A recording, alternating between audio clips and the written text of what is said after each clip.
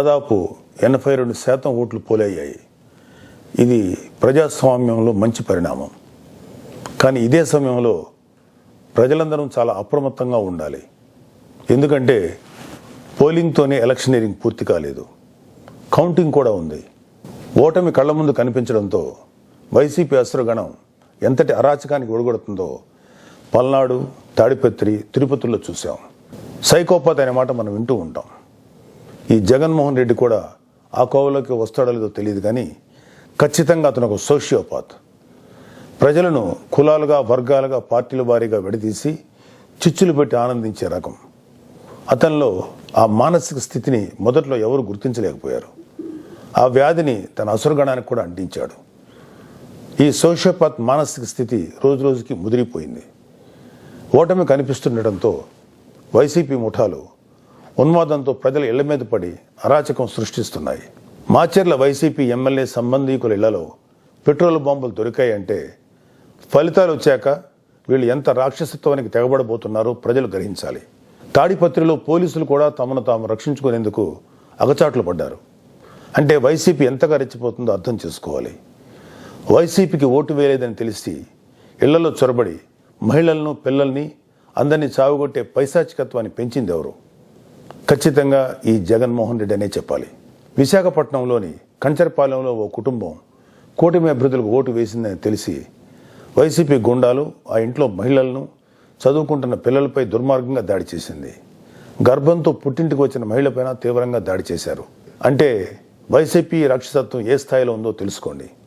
ఇలాంటివన్నీ తెలుసుకొని చిక్కటి చిరునవ్వులు చెందించే వ్యక్తిని ఏమనాలి?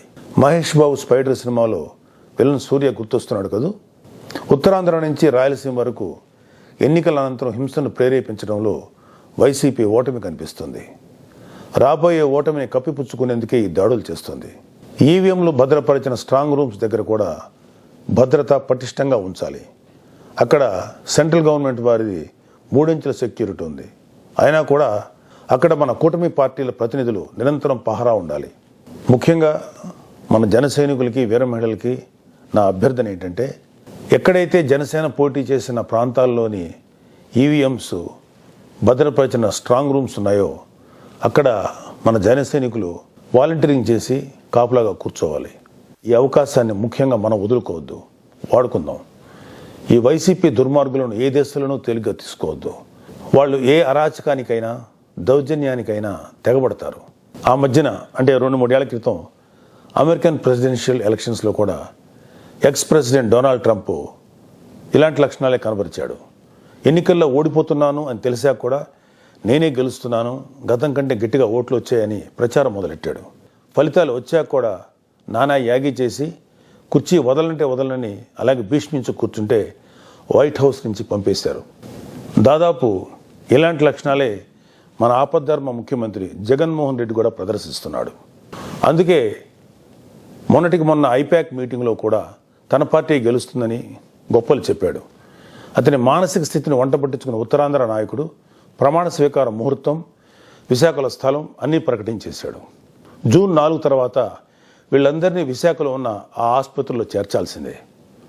ట్రంప్ లాగే జగన్ కూడా కుర్చీ వదులుకోవడానికి ఇష్టపడ్డాం.